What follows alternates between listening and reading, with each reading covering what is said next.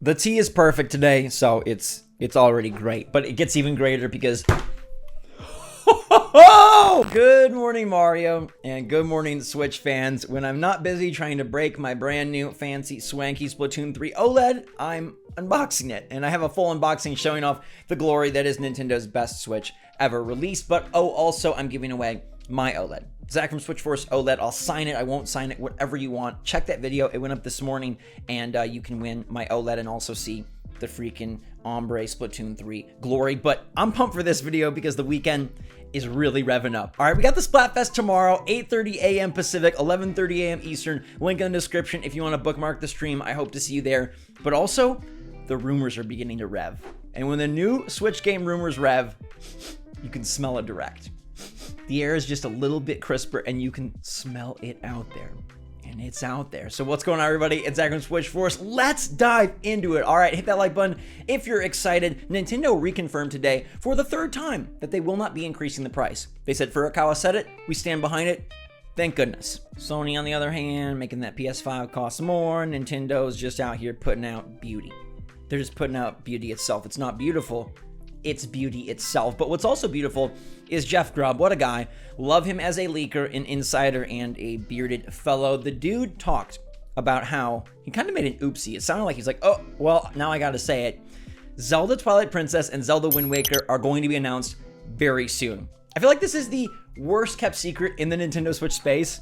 They've talked about Zelda, Twilight Princess, and Wind Waker coming to Switch for what feels like years now.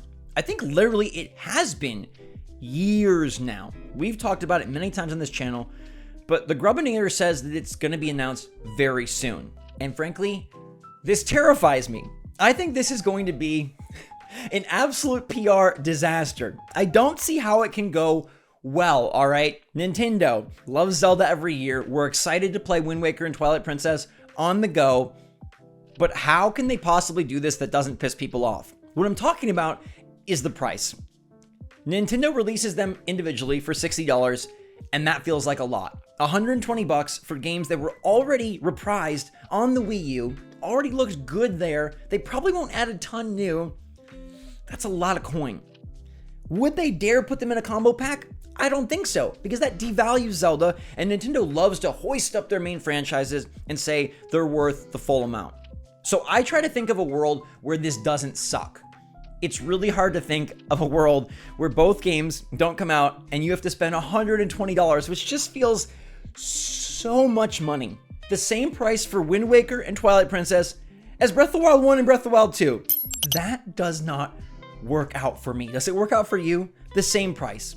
Now, Nintendo set precedent by putting Skyward Sword at $60, but these games are older and they've already been re-released. That was a new re-release and they had to redo the controls, so... The only scenario I think that works here, something I think Nintendo would do and we'd be okay with, was what if they had you buy the first for full price and then they gave you a half off discount on the second on the eShop. Now that still makes them good money, but I think that feels more fair to Zelda fans. You can buy Wind Waker for $60 and then you can download Twilight Princess for $30. $90 gets you both. It's still a ton of money, but Nintendo, I feel like that's the best they could possibly do, and I'm crossing my fingers for it, but be prepared for $120 for Wind Waker and Twilight Princess, announced soon. I guess it could be a Twitter drop, but I feel it's going to be one of the big parts of the September Direct, and I feel these games are going to release this year. That's what Jeff Grubb seemed to be indicating, like, yo, you're going to be able to play these things soon. Could they come out in October, November, December? Any of those months seem fine and fitting, but we will find out very soon, and our Zelda fix will be fulfilled for the first time since Skyward Sword. Let me know if you'd buy them. Let me know how much you'd pay. Let me know if you think it's going to be a Nintendo disaster. Yeah, they don't raise the price on the console, but they will charge you for their games. Another game that could be coming is a real juicy one. This would be big, and I feel like I'm a big part of it because I feel like we sparked the beginnings of this conversation. Liam Robertson tweeted out that a remake of F-Zero GX would be really great to play on Switch. And then he got a reply from Nate Drake, one of my other favorite leakers over on Famaboards, formerly Reset Era, and on Twitter and the Nate the Hate podcast. He said, the perfect means to revive the series. Now, Nintendo actually mentioned F-Zero themselves in talking about how fans want so many series to come back and they can't possibly do them all. But then, if you recall, Silex Hunter, the secret Samus-hating leaker that we interviewed here on this channel, he gave us a secret binary code, and that translated into a phrase from F-Zero, and that indicated a couple months ago that something F-Zero could be on the horizon. And now we have Liam Robertson, Nintendo Dude, tweeting about it, and Nate Drake saying that would be the perfect means to revive the series, which seems like a very coy, sly way to say, wink, something's happened in F-Zero. Now, GX would be great, and this would all of a sudden become the fall of the remake, Twilight Princess, Wind Waker. We're supposed to be getting Metroid Prime 1 and F-Zero GX. It's like the GameCube is becoming the Switch Cube. If you recall, Nintendo has done something similar before, where they took sort of 3DS games and launched them all in a row on the Switch. It was stuff like Luigi's Mansion 3, it was bringing new Fire Emblem, it was taking these big 3DS series and moving them forward. Now, these wouldn't be new games, but it would be Nintendo taking GameCube titles, dolling them all up with fancy schmancy pixie dust, and then saying, hey us.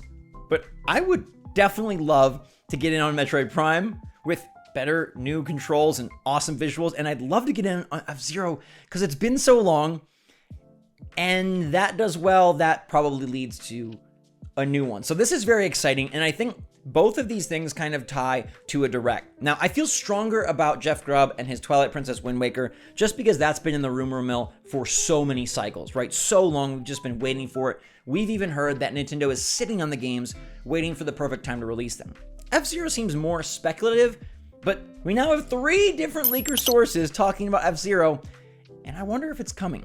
And that would be really exciting. A direct that has Zelda, F-Zero, Metroid, Fire Emblem? Come on now. That is kind of a dream September direct, and then if they cap it off with a brand new announcement for 2023 and a Breath of the Wild 2 trailer, we're eating.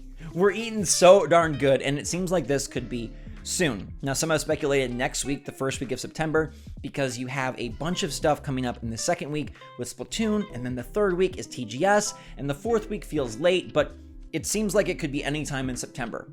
I don't know if there'll be an Indie World 2, but I think we're due for more Nintendo fun. And like that, the summer is becoming stacked. I'm really so surprised that they have followed through on delivering announcement after announcement after announcement, and this would be the biggest yet. This big, bold General Direct to set the stage for the holiday season and 2023. Give it to us, please. Give it to us, and let me know in the comments if you'd be pumped for F-Zero GX. Like, out of Metroid, Zelda, F-Zero, which remake Redux would you buy first and want to play on your Switch handheld? Next up, the Nintendo Ninjas are at it again. They're always onto you. They're always watching. They're like E.T. peeking out around from the freaking window, freaking you out as a 5-year-old and then just living in your nightmares forevermore. Anyhow, Nintendo is already banning players in Splatoon 3. The game ain't out, the Splatfest hasn't started, they're already banning players.